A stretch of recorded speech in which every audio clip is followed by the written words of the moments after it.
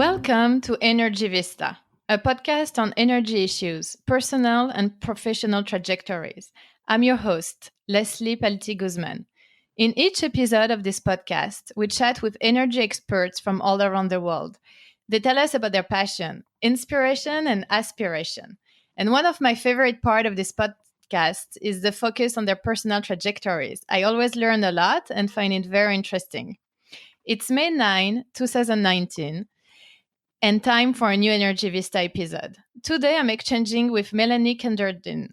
Melanie is a principal of Energy Futures Initiative, dubbed as a low-carbon energy think tank, led by former Energy Secretary Ernest Moniz, Joseph here, and Melanie. Melanie served as the Department of Energy from 2013 to 2017 as the Energy Counselor to the Secretary and concurrently as the Director of DOE's Office of Energy Policy and System Analysis. Melanie has also started the C3E Symposium series, a joint MIT-DOE program to support the career of women in clean energy with cash prices. And Melanie will tell us more about this program later in the show. And during her time at DOE, Melanie was named one of the top 5 women in Washington shaping energy policy. So welcome, Melanie, and thank you very much for joining us. Thank you so much for having me. I'm really looking forward to this discussion. Thank you. So you have so much expertise and experience in government, academia, private sector, that we could talk about various energy topics, from U.S. domestic energy issues to global energy security. But we pick one topic, a deep dive on Turkey. You recently wrote a paper on it and looked into the Turkish domestic gas market and why it's important to look at it from an energy security perspective, as a transit country and potentially as a gas hub. So let's start by looking into what is a hub. Why is it so important to look into Turkey those days? Let me start by saying that stamps on my passport, the most stamps on my passport are for Turkey, and I started going to Turkey in 2009. I was working at MIT at the time and was invited to go to speak at the War College in Istanbul to talk about the development of natural gas in the Eastern Mediterranean, in Eastern Europe, and in Turkey. And, I spent a lot of time looking at those issues. I also spent a lot of time working on shale gas development, doing R&D on unconventional gas development in the United States. There is a large reserve or resource base in southern Turkey of shale gas and potential shale gas development. All shale gas basins are different, and I don't know the specific details of Turkey's shale gas resource base, but I was interested in Turkey from that perspective as well. And Turkey sits on obviously it's been a strategic location for centuries and very, very important as a bridge between Asia and Europe. So for a variety of reasons, I went to Turkey and spoke on gas development in that region of the world. At that point in time, Turkey was already discussing its potential role as a natural gas hub. And so I have stayed in touch on that issue with people in Turkey. As you all know, too, the head of the IEA, International Energy Agency, is Turkish, Fatih Birol. He was a friend of mine in Turkey before he became head of IEA. When Secretary Moniz and I went back to the Department of Energy, we were both at the Department of Energy in the Clinton administration as well. Secretary Moniz had the opportunity to select the new head of the International Energy Agency, and he selected Fatih Birol because of our long-standing relationship with Fatih and with Turkey. So when I started going to Turkey and speaking about natural gas development, I spoke at Sabancı University several times as well, and discussed the potential of Turkey as a natural gas hub. And in my paper, I wrote a description of what the most, I think, robust natural gas hub in the world is Henry Hub in the United States. And Henry Hub, this is a description of the infrastructure at Henry Hub, and then let me describe the gas contracts at Henry Hub. Henry Hub has 9 interstate pipelines come together there. It has 4 intrastate. This is the United States, obviously, so 4 intrastate pipelines. It has ample storage facilities, and it provides physical access to most major gas markets in the United States. It is a official delivery point for futures contracts for the New York Mercantile Exchange, and establishes the benchmark price for North American gas markets. And what you'll get is some price differential for transportation, et cetera, but it establishes that price. And the volume of contracts going through there was about 500,000 gas contracts per day in the first quarter of 2018, with the last time I actually looked at the numbers there. And so it is an incredibly robust hub. I think it is ambitious for Turkey to want to be a gas hub. And as I said, Henry Hub, I think, is the most robust gas hub in the world. But that's basically what a hub looks like. You've got to serve a lot of pipelines. You have to have ample storage, and you have to have access to markets. Yeah. So Turkey is going to receive increasingly more pipeline gas from the Caspian, from Russia, also LNG imports. And that's part of the reason why Turkey would like to be this important regional hub. However, as you mentioned, it's not enough.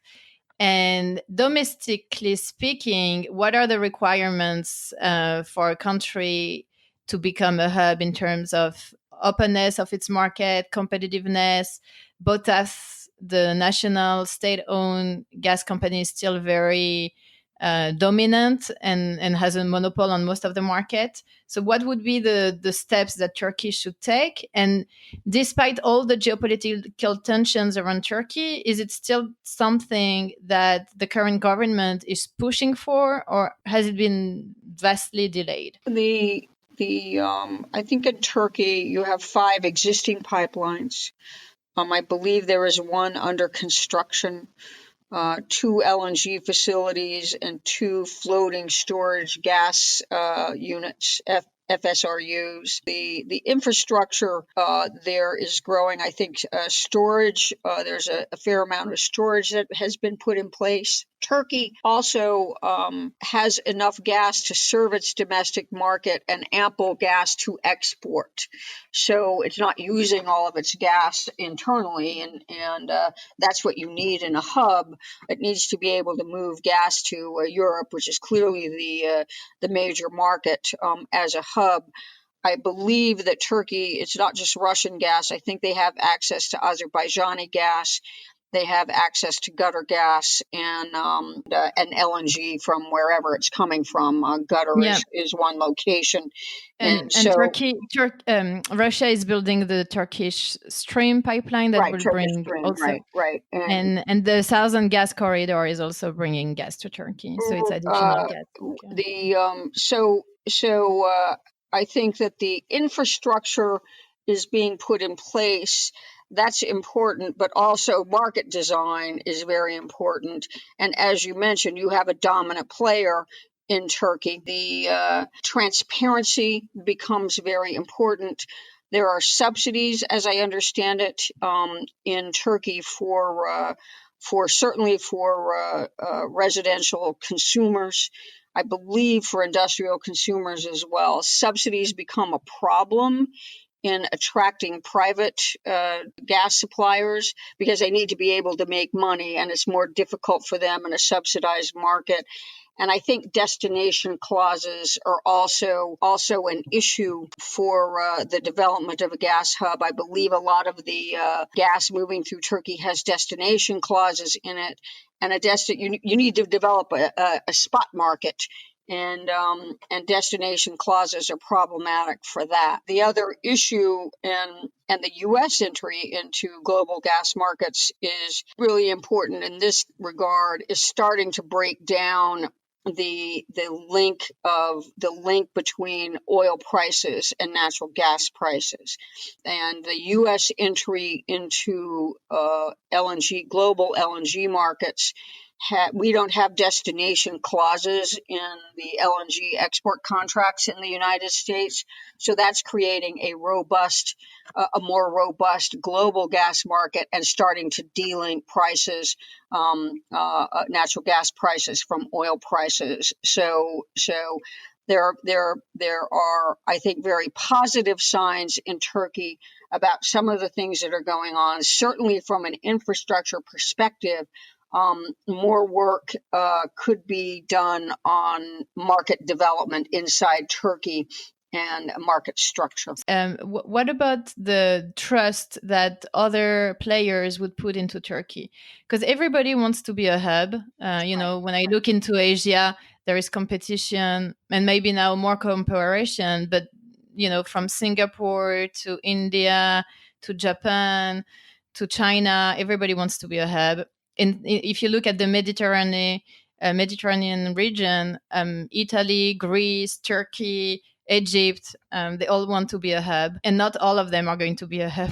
So, what would make success in Turkey, and is the outlook looking now, more bleak for Turkey just because of raising geopolitical tension? The membership to the EU has stalled. There is increased tension with the US.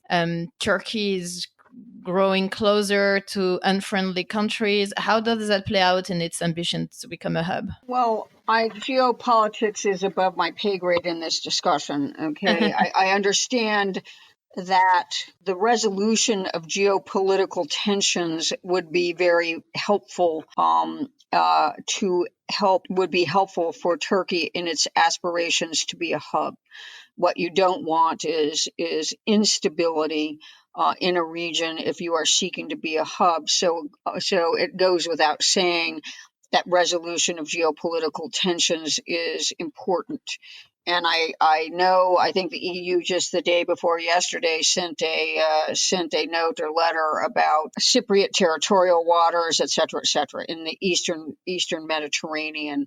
And but I'm not going to comment on beyond that, other than to say that resolution of geopolitical tensions it goes without saying is very important.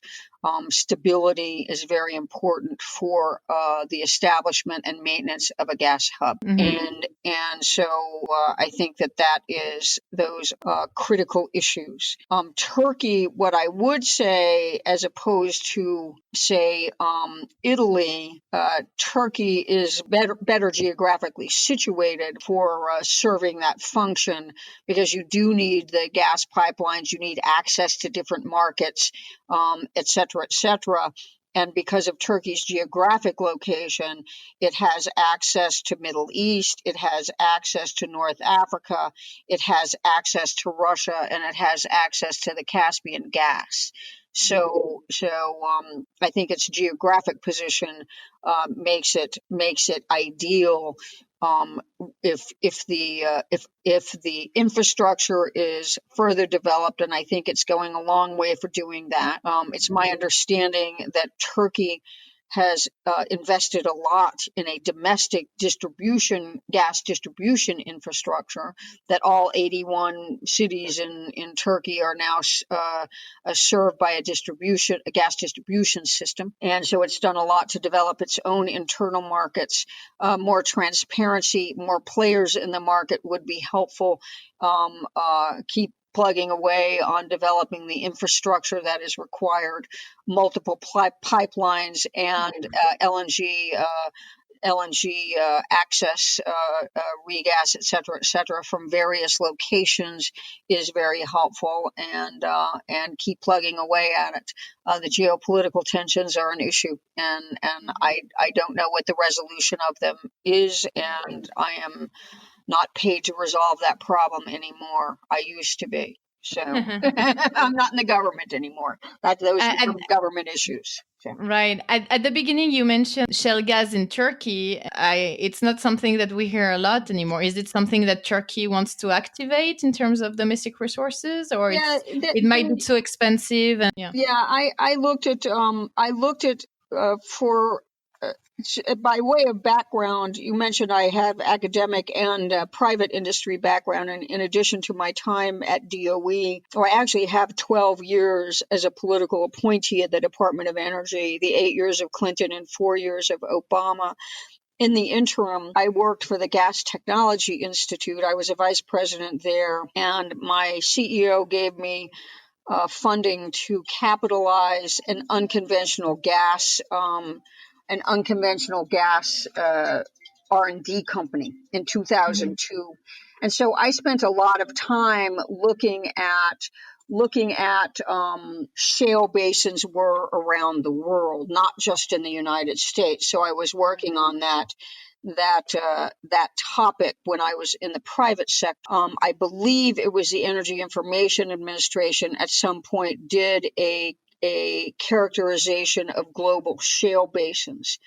And this is I haven't gone back and looked at this in a while. I believe that there is a relatively significant shale basin in southern Turkey and down near the borders with some of the Middle Eastern countries, Jordan, Syria, et cetera, down in that part of the world. That was 2002, 2003. What they have found since then, as private sector and governments have gone around and worked on potential development of shale basins, is that they are all very different. And some of the work in Poland, I believe in eastern Poland, some large U.S. companies and others went in to work on seeing the potential of those shale basins and came away pretty discouraged. Very deep, all sorts of issues that they're just not, they're all very different, and some are much more difficult to produce than others. As near as I follow it somewhat, it looks like Argentina has the best potential shale basins in the world outside of the U.S., but I haven't revisited. As I recall, the shale basin that, when I last looked at this 2002, 2003, the shale basin in Turkey was pretty large relative to its demand, but it is there. I just don't know much more about it. So yeah, absolutely. Argentina, like beyond the US, China, Argentina, the ones that have the most the big promising place. Yeah, correct. Right. A little bit in Algeria too, but it's not as easy because of environmental opposition and political issues. Great. So let's move to your personal and professional trajectory. So you were dubbed one of the most influential agency staffer when you were at DOE. And so Secretary Moniz brought you in. How did you get there? What was the path to get there? And had there been many other women in your position before? It's a long and tortured and I think very boring history, but thinking about how I ended up in Washington and how I ended up in the energy space. And I studied Russian history in college and was not an energy expert, although very interested in, at that point in time, the Soviet Union. I am from New Mexico, the state of New Mexico. And I came to Washington when Bill Richardson got elected to Congress. He has since gone on to be he was a member of Congress, UN ambassador, Secretary of Energy. He was my third Secretary of Energy. Secretary Moniz is my fourth, and then governor of the state of New Mexico. But I came to Washington when he got elected to Congress. And he was on the Energy Committee. And there was a lot of energy policy activity in the Energy Committee at that time. We were deregulating our natural gas industry in the United States. We had the oil embargoes in 1982, 83, in the mid 70s, oil embargoes. The development of the Strategic petroleum reserve, and quite frankly, the creation of the Department of Energy. I went to Washington in '82 to work on the Energy Committee, and the Department of Energy was just formed in 1978, so it had only been formed about 4 years earlier. Before I came to Washington. So I did 6 years of Energy Committee work in the House of Representatives. And that's where I developed my interest in and expertise in energy. I then married Bill Richardson's best friend from college, moved to New York, got married, had a baby, and worked in the Clinton campaign in New York. And then when Bill Clinton won, they asked who wanted to go to what agencies. And everyone at that point in time, healthcare was the big issue. Everyone wanted to go to work at the Department of Health and Human Services, except for me. I wanted to go to work at the Department of Energy. And so I worked at the Department of Energy for 8 years in Clinton, 7.5. It takes a while to get your appointment. And so I knew the Department of Energy extremely well by the time I left. Bill Richardson came in. I became a senior policy advisor to him, and he put me in charge of running the policy office at the Department of Energy as well. Secretary Moniz came in 1997, and he was the last single undersecretary of energy at the department. There are now 3 undersecretaries, but he was the last solitary sole undersecretary, and so we worked a lot together on developing energy R&D portfolio processes, et cetera, at the Department of Energy. I then, Al Gore lost in 2000, the election in 2000. I was there for the transition from Clinton to Bush. It's interesting to be in an agency in a transition from one party to the other. I left. I went to work for the Gas Technology Institute. I at that point in time, natural gas, you might recall at that point in time, the United States thought it was running out of natural gas. Right. I did not. The Gas Technology Institute, where I went to work, actually developed a fair number. It was a research organization. It's a performing laboratory. And George Mitchell, who developed the Barnett Shale, was on the board of the Gas Technology Institute, as a gas research institute at the time, and had the GTI do field experiments in the Barnett Shale. So my job in the energy gas industry was to pay attention to shale gas development. Very interesting. Yeah, and so I knew it was there. I did get my CEO to help me capitalize another company that we set up. He gave me $10 million. We set up an R&D company. I had 26 universities. I had a consortium, 26 universities, super majors and independent producers to do R&D in unconventional gas development. We did 2 rounds of peer-reviewed research in natural gas R&D, and then the company won a $350 million contract from the Department of Energy to do broad. That's a large contract, obviously, to do over a 10-year period to continue doing both unconventional gas development and after it took off, 2008, 2009, to do R&D on mitigating any environmental impacts from shale gas development. So that company still exists. I looked at the website last night to see what they were up to. I then went to work at MIT for 6.5 years. I was the executive director of the MIT Energy Initiative that Secretary Moniz and I set up. He's now a professor emeritus at MIT, and while we were there, after 6 years, Barack Obama's second term, Ernie became the Secretary of Energy. So I came back to Washington, and that's it's a long, boring story. Well, it seems that like the partnership with Secretary Moniz, you worked together at DOE first, and then again at MIT, and then again at DOE. Right.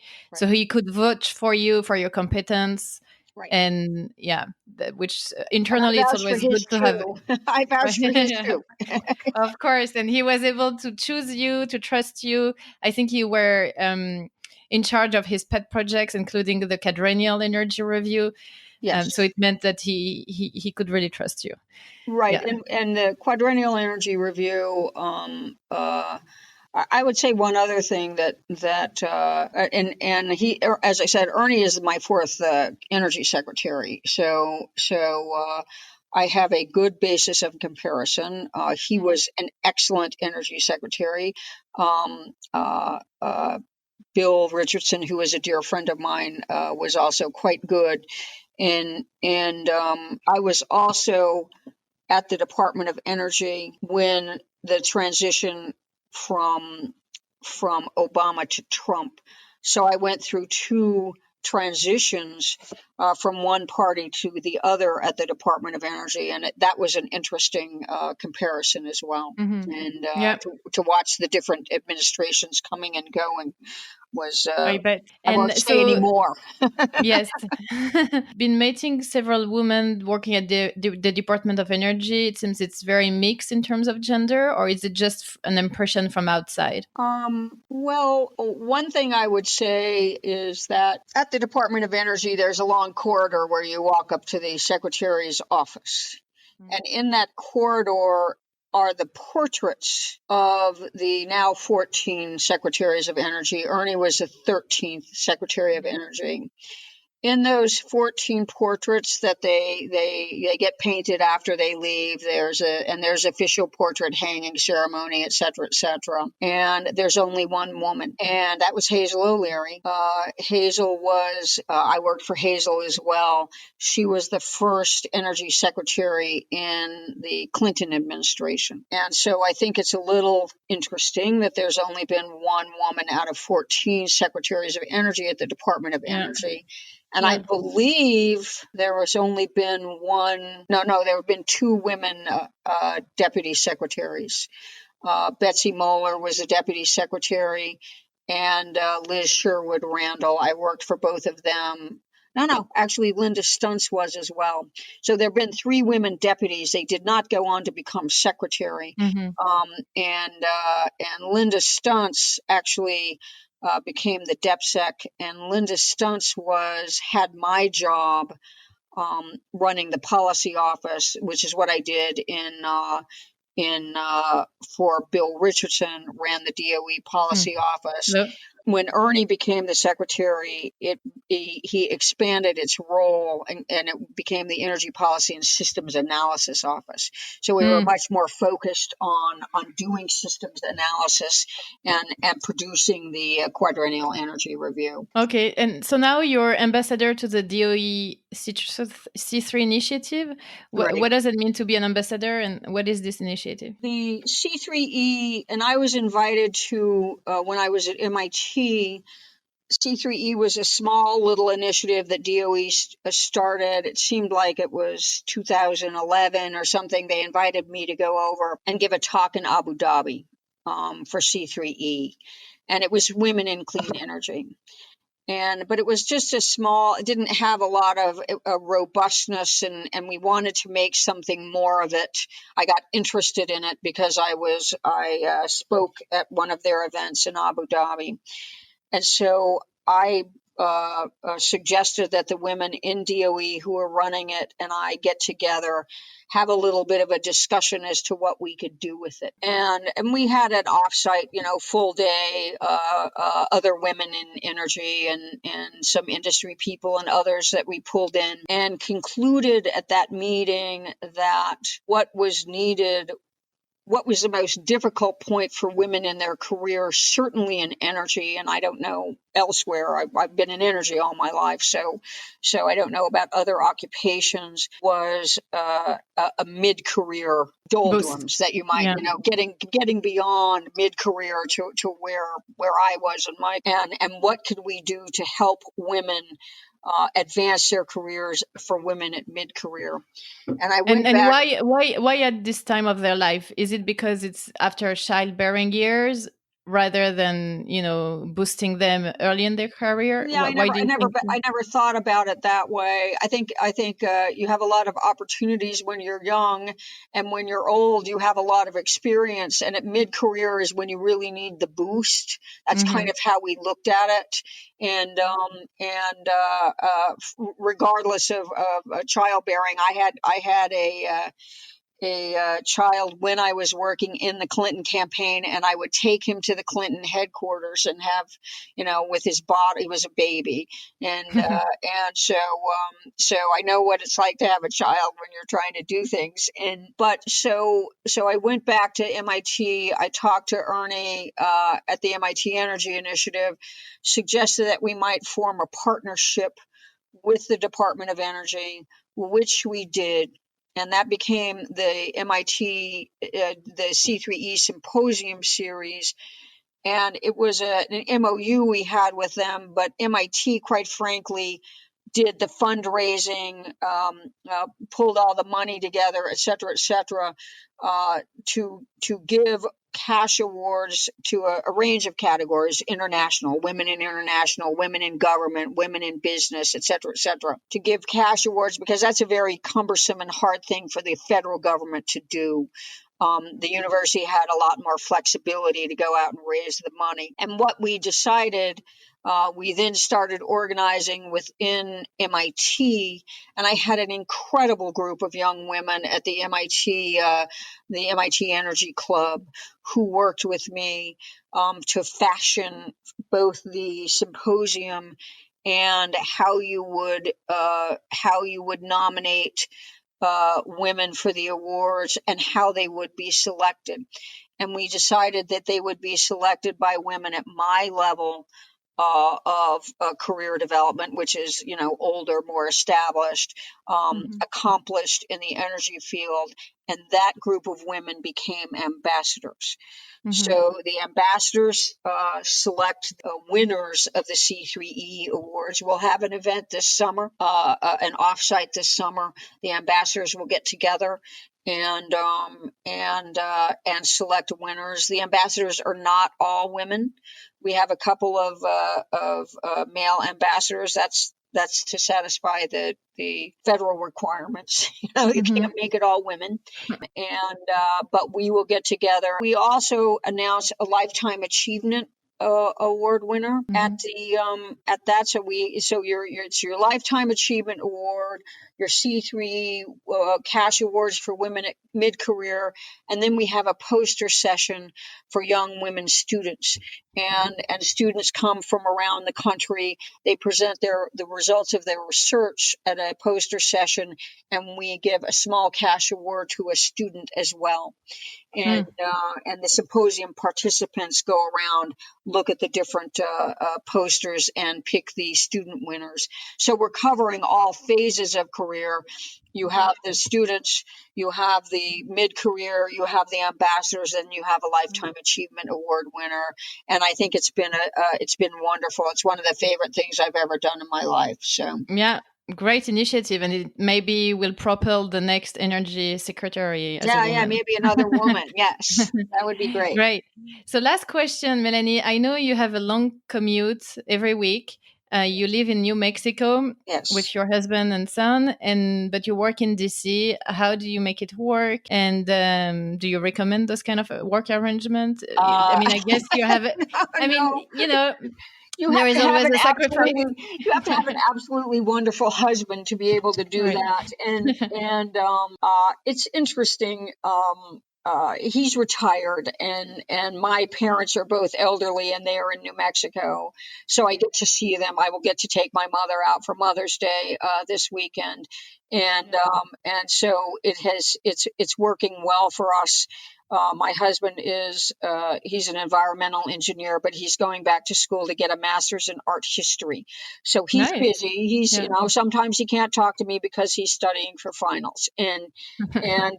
But I believe passionately in what I'm doing with Secretary Moniz. And we are completely focused climate change. and energy use in a climate constrained world, and so I'm very committed to that. The commute is quite long. I've gotten very used to it, except for when I have to go somewhere else. Next week, I have to go to Geneva and give a talk at the World Economic Forum. It's when that happens that it becomes really difficult because it upsets the schedule. But I have a wonderful, loving husband. We commuted for 5 years when we were dating. When I worked at MIT, we lived in Washington, D.C., and I commuted up to Boston every week for 6.5 years. And so we're used to commuting, and it's worked. We've been married almost 30 years. So, well, congratulations, and partnership is key. Great. Well, thank you so much, Melanie. It was a wonderful conversation, and we'll have you back at one point to discuss. I know you wrote recently a report on California and many other things. So, two interesting topics in the future. Thank you, Melanie. Thank you so much. I enjoyed it. Thanks a lot. Bye-bye. Thanks.